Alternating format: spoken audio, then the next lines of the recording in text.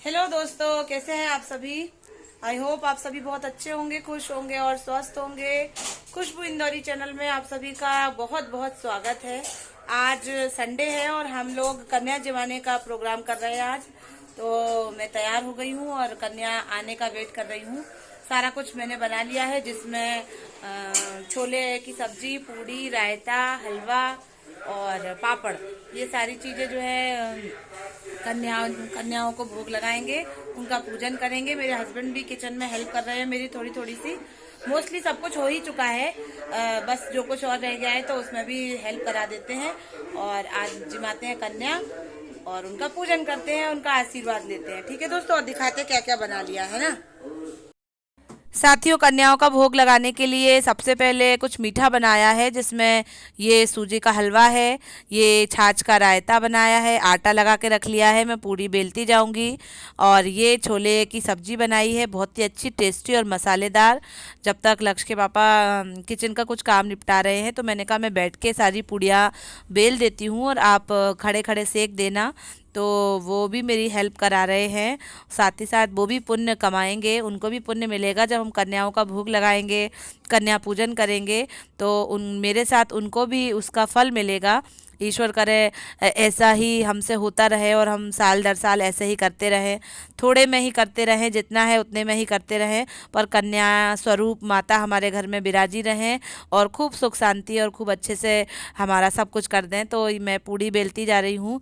आटा मैंने बहुत देर पहले लगा दिया था तो थोड़ा ढीला हो गया है, लेकिन मुझे थोड़ी दिक्कत हो रही है, पर मैं बनाती जा रही हूँ, बेलती जा रही हूँ। साथ ही मैंने कन्याओं को 11 बजे, 11:30 बजे बुलाया था। तो हमारी पहली कन्या तो आ चुकी हैं, सबसे छोटी सी प्यारी सी समायरा आ चुकी हैं। तो उनका पूजन कर रही हूँ। उनको सबसे पहले उनके पैर धुल के उनके पैरों में मावर लगा रही हूँ। हमारी माता के जो श्रृंगार में एक चीज़ ये भी ज़रूरी होती है, उनका मावर। तो मैं हर साल जब भी कन्याएं आती हैं उनको मैं मावर ज़रूर लगाती हूँ, उनके पैर ज़रूर रंगती हूँ। ऐसे ही पैरों से माता हमारे घर विराजें और हमारा सब अच्छा कर दें। तो हमारी समायरा बहुत आराम से, बहुत अच्छी तरीके से मावर लगवा रही हैं और मेरे हस्बैंड भी बहुत उससे लाड कर रहे हैं, प्यार कर रहे हैं। और बस समायरा को लगभग मावर जो है पूरा लग ही चुका है। साथ ही साथ हमारी एक कन्या और भी आ चुकी हैं, जो कि शिक्षा है।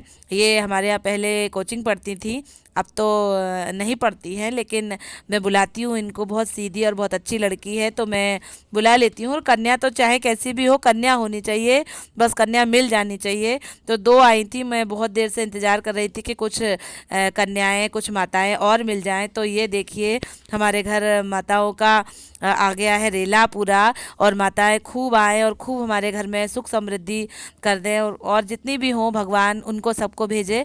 तो मैं इशारे में बोल रही हूँ कि आप भेज दीजिए। तो उनकी छोरी जो है सो गई है, तो बोली मैं बाद में भेज दूंगी। ये एक और हमारी शिवन्या आ चुकी हैं। तो कुल मिला के 9 कन्या हो गई थी।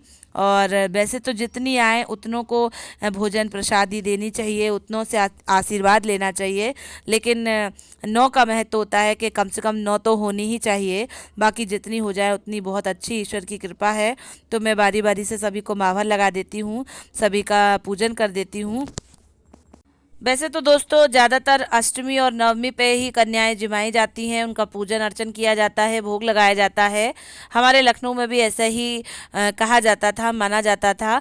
लेकिन मेरे मायके में परवा से लेके नवमी तक लगातार कन्याएं जिमाते रहते हैं लोग, और उनका पूजन अर्चन करते रहते हैं। कहते हैं कि अष्टमी नवमी पे मिलती नहीं है, तो हम पहले से ही स्टार्ट कर देते हैं। आप कैसा करते हैं या कैसा करना सही है, आप बताइएगा ज़रूर। और मैंने तो सप्तमी पर कर ली थी। मेरे हिसाब से तो 9 दिन जो है माता के हैं, 9 स्वरूपों में माता बैठती हैं। तो किसी भी दिन जो है उनकी पूजा अर्चना कर लेनी चाहिए, जब आपको सही लगे, जब आपका मन करे।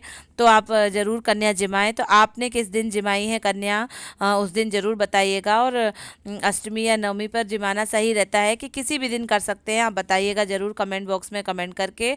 और ये मैं सभी कन्याओं का अर्चन पूजन कर रही हूँ, सभी की आरती उतार रही हूँ। महावर मैंने सभी को एक साथ करके लगा दिया है, और चुनरी एक एक करके मैं उड़ा के उनकी पूजा अर्चना कर रही हूँ, उनसे आशीर्वाद ले रही हूँ। कन्याओं के साथ हमारे हनुमान जी भी, लंगूर लांगुरिया बोलते हैं, वो भी आए हुए हैं। उनको भी विराजेंगे, उनका भी प्रसाद वितरण करेंगे, उनकी भी पूजा करेंगे। तो पहले पर कन्याओं का होता है और साथ ही साथ इनके साथ एक लंगूर बिठा दिया जाता है। हमारे यहाँ तो लंगूर बोलते हैं या फिर लांगुरिया बोलते हैं। वैसे क्या बोला जाता है आप बताइएगा ज़रूर, या फिर भैरव बाबा, हनुमान जी, ऐसा भी कुछ बोल देते हैं। सभी का अपना अपना मानना है, सभी के अपने अपने विचार हैं, सभी की अपनी अपनी आस्था है। पूजा पाठ लगभग समाप्त हो चुका है। अब भोजन प्रसादी की बारी आई है। तो मैं सभी माताओं को प्रसाद वितरण कर चुकी हूँ। उनका जो भोग है उन्हें लगा चुकी हूँ। माँ हमारी प्रसाद पाएँ और इसी तरीके से सभी का भंडार भरा रखें। मैंने प्रसाद में छोले की सब्जी, पूड़ी, पापड़, रायता और हलवा बनाया था। हलवा को हमने पीसेस के साइज़ में काट लिया था, बर्फ़ी के पीस जैसे होते हैं, मिठाई के पीस, उस तरीके से काट लिया था। और भोजन बहुत ही अच्छा बना था। लड़कियों ने हलवा खूब खाया और मुझे भी बहुत अच्छा लगा कि बच्चे दोबारा से मांग रहे हैं और अच्छे से खुश होके खा रहे हैं। क्योंकि सप्तमी का दिन था तो कन्या कहीं ज़्यादा गई भी नहीं थी। अष्टमी और नवमी होती है, उस दिन ज़्यादा जाना रहता है तो बिल्कुल भी कुछ भी नहीं खाती हैं।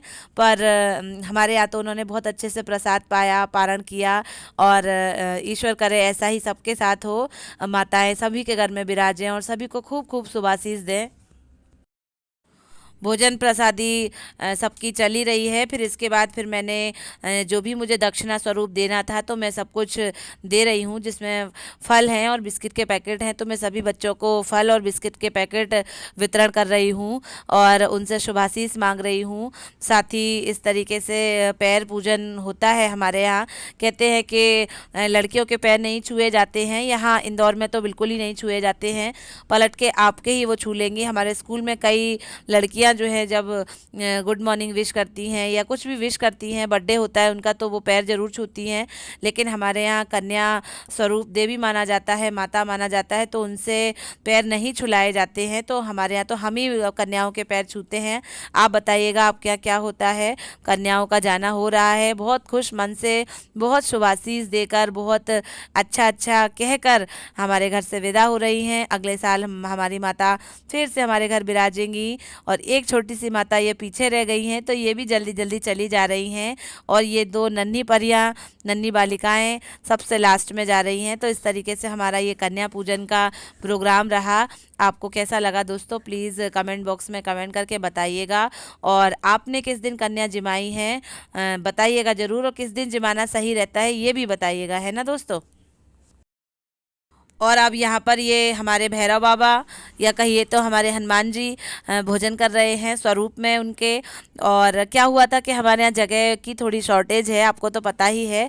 तो मैंने पहले कन्या जिमा ली थी, उसमें एक लंगूर बिठा दिया था, बाकी के 5 को मैंने कह दिया था कि तुम थोड़ी देर से खा लेना। और ये एक भोजन की थाली जो है, एक कन्या हमारी रह गई है।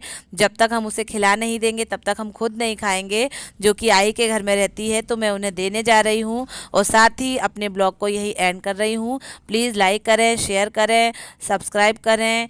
थैंक यू दोस्तों, बाय बाय।